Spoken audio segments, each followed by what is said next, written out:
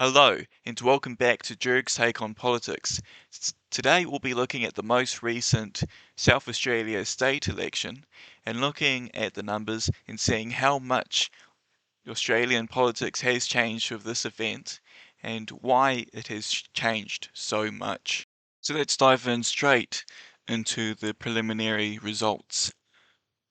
Coming in first in the preferential votes, we have the Labour Party on 37.8%, down 2.2% since the last statewide election, and they'll end up between 32 to 37 seats. Coming in second, Pauline Hanson's One Nation Party, up 22.1%, which is up 19.5%, a massive shift in favour of One Nation, and they should have around 1 to 6 seats. The Liberal Party, which used to be the second party in the Labour-Liberal coalition duopoly, they're down to 19.1, 3 points below One Nation, and down 16.6% in the preferential votes, but they should remain between 4 to 9 seats. However, of course, One Nation could get more seats in them, then become the official opposition in South Australia. Then we have the Greens at 10.4%, which is up a bit, 1.3%, but they are not on track to win any seats. Independents, they have 6% of the first preferential votes. That is down 1.4%, and they should win between 1 to 4 seats. Family First, they're on 1.6%. They're also down 2.1%, a bit of a collapse for the party. They won't win any seats. And all others, they're on 3%, which is up 1.5%. And then they won't get any seats. Now looking at the Legislative Council, which is the upper house of South Australia and is proportional, Labour are again leading with 36.2% of the vote. They are down 0.8%, and they should pick up 4 to 5 seats.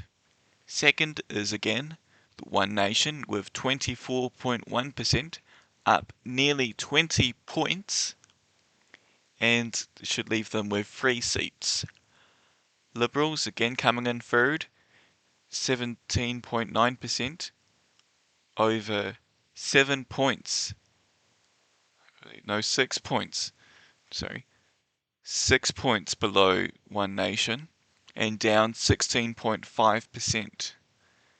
Should leave them with 2 seats. The Green Party, they're on 10.9%, up 1.9, should leave them with 1 or 2 seats. The Legalised Cannabis Party, they're on 2.5%, up 0.4, they might win a seat. And Family First on 2.2%, up down 0.9%, they might win a seat. And all others on 6.2%, down 3.6%. So, what has caused the rise of One Nation?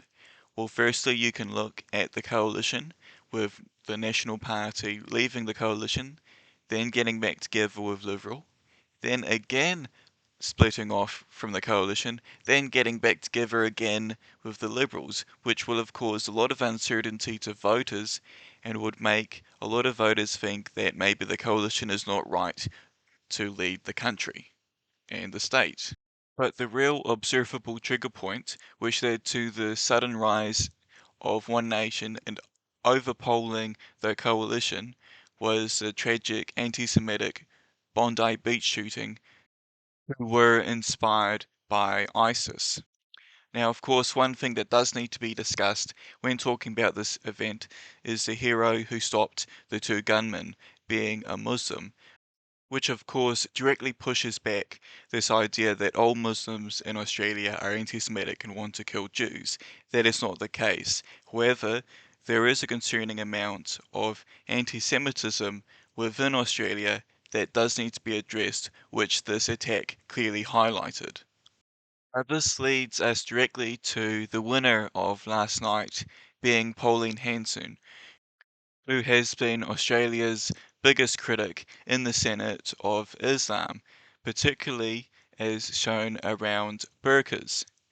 So naturally, given the rising tensions around the Muslim population and the perceived anti-Semitism within that Muslim population, with an event such as the Bondi Beach, which was carried out by those who felt inspired by ISIS, targeted towards those who are Jewish, there will certainly lead a lot of Australians who are afraid of anti-Semitism in Australia and also fear of more violent extremism, who believe that one nation would be the best suited to lead their country. Thank you so much for watching this video. There's quite a few heavy topics that were discussed in this video, but in order to get a full understanding of what is going on, they do need to be addressed. So again, thank you for watching through this whole video. And also thank you for watching the most recent video with Winston's rise as Prime Ministership. It was recommended by YouTube and it's shot up quite a bit. So to all those newcomers, hello, and hope you stick around for more polls and other political events, and I'll keep you all up to date on them. So thank you, and I'll see you in the next one.